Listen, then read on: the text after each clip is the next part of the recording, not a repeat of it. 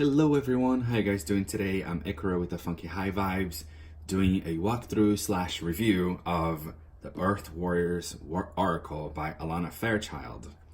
I'm actually a really big fan of Alana Fairchild, and this deck is actually pretty amazing and really incredible. Because I do have quite a few other decks by her, I was a little hesitant of this deck. I really wanted it for a while. I think I've been eyeing it at the store for about like 2 months before I took the plunge and I got it. Because she tends to be a little lengthy in her messages, but that's okay. That's one of the things that I love about her. But also I was like, how is this different than maybe the other decks she's got, right? But again, I have been eyeing it for like 2 months. Every time I walked into the store, I kept looking at it. So I was like, I'm going to do it. And it is different. Like all of her decks really are different and unique from not only from other people, but from each other, from each deck. So, and this one is no exception. I do feel like this book is a little thicker than some of her other books. So like Blessings of Kumu, for example, you're gonna go through like 4 pages of it, right? Next one, Kaitiaki, you're gonna go through other 4 pages. Actually, I'm sorry, this one is actually 6 pages long. You see that? It goes from page 72 to 75. I'm sorry, no. I'm lying. I'm totally lying. That was actually the next one. I'm so sorry. So Kaitiaki goes from 68 to 71. So you have about like 4 pages. So on average, it's 4 pages long each message. But the cool thing that she breaks it down is you have, of course, the name and the phrase that comes with it. And then you have a paragraph of what it means of a channeled message she's got. And then you have inner reading, which is about a paragraph or 2. And then if you really want to get more into it, you have a spiritual guidance that goes a little longer. And then you have a healing process, which is really cool. Is sometimes a prayer or sometimes a meditation. So you can choose to go as deep as you want, or you cannot, because she breaks it down like that. So if you're doing a reading for yourself and you don't have that much time, or you're doing a reading for someone else, you have this to choose from, and you have inner reading portion. That if you want to go deeper, you read the spiritual guidance and the healing process for yourself, or as a spiritual homework for the person you're reading for. So the artwork is absolutely beautiful. It was so colorful, and I don't have a whole lot of shamanic decks, and this feels and looks very, very shamanic. So I was like, you know what? I'm gonna go for it, and it made me take the plunge. So let's look at the cards. Let's go for it. These are the backs. And I don't have much to say about the backs. It's just, they look like purple tiles, and they're very beautiful. They have like little details on them and everything, very beautiful. But it's nothing absolutely special, but they're just the back. So how often am I looking at that anyway? They're a little out of order because I have used this deck before. So pretty much like, I don't like to just do unboxings of decks. I like to give a review of my thoughts and opinions, just so, because really this is about us, right? So if you have your copy of this deck, or if you're thinking about it, I'd love to know what are your opinions on it, and why is it that you're hesitant to get it, or if you're just really not drawn to it, why is that, right? So there are some words here that I cannot pronounce. So I'm going to do my best. If you know how to pronounce this and I butcher it, please, I'm so sorry.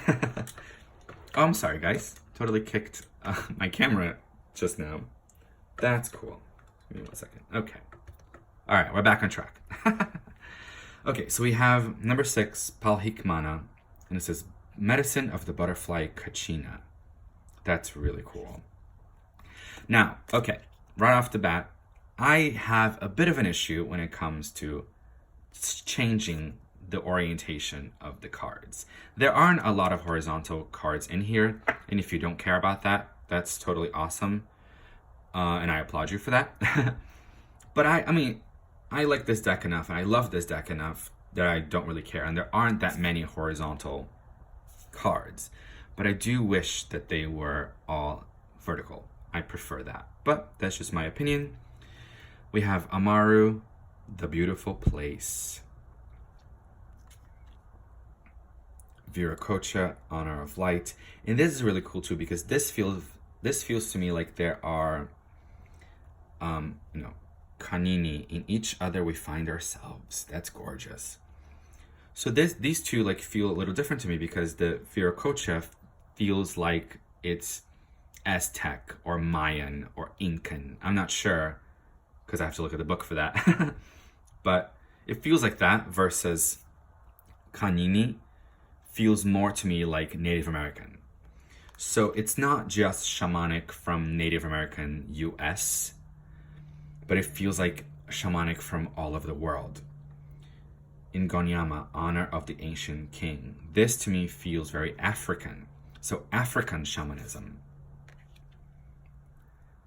Nana Buluku, same. She rests to create. This feels very African to me as well.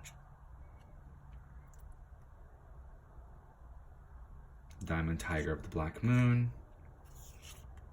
See, Pachamama, again, I have to look at the book, so please, if you know this better than I do, I'd love to hear on the comments. I love to read on the comments. But this, to me, Pachamama, feels more like, again, Incan or Mayan versus American, Native American, US Native American. Intikana, Child of the Lights. Oh, also Aloha Ke Akua. This is very Hawaiian, right? Aloha, at least I know what aloha is. And aloha is very Hawaiian. And Hawaiian was not always a US property, to put it in layman's terms, right? So this is shamanic again, but very bringing the world together. So Earth Warriors is a perfect name for it, because it's shamanic but encompassing a global aspect of shamanism and earth-based religions and spirituality. We could talk about totem animals. Medicine of the Rainbow Jaguar. That's really cool. Abuela medicine with the sugar skull here. This is very Mexican. Excuse me. This is very Mexican. Remedy of the grandmothers. I love that. We have goddesses.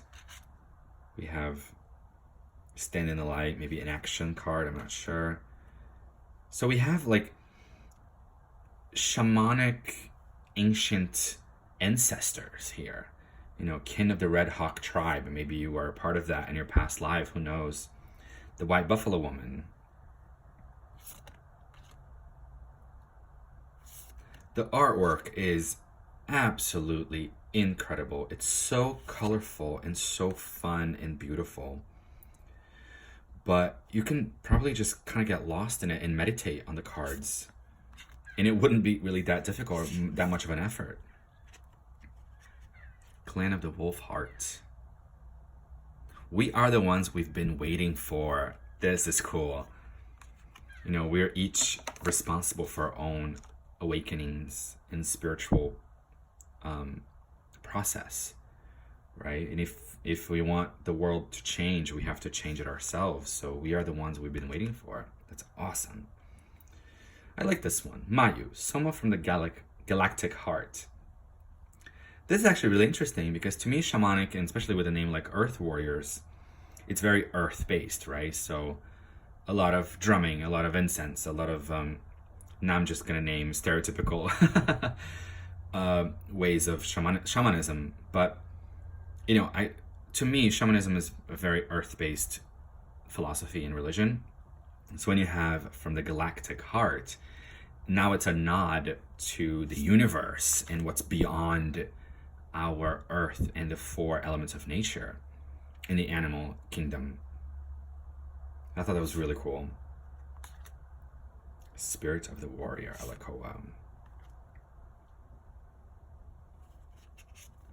Yeah, this artwork is unparalleled. It's absolutely beautiful.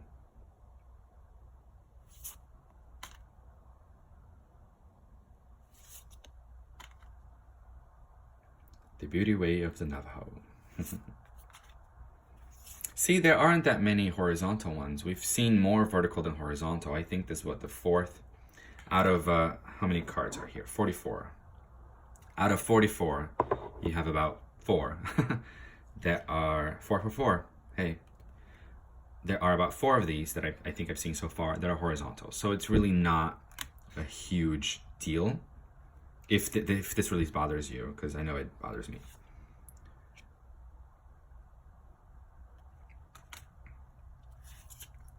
The Deary hearing truth. This is cool too. Chaska, Star of Venus. Another nod to the galactic world. Maybe the upper realm in shamanism. You know, you have the lower world, you have the middle world, and the upper world. This could be a nod to the upper world. Way of the Divine Feminine revealed. Absolutely gorgeous.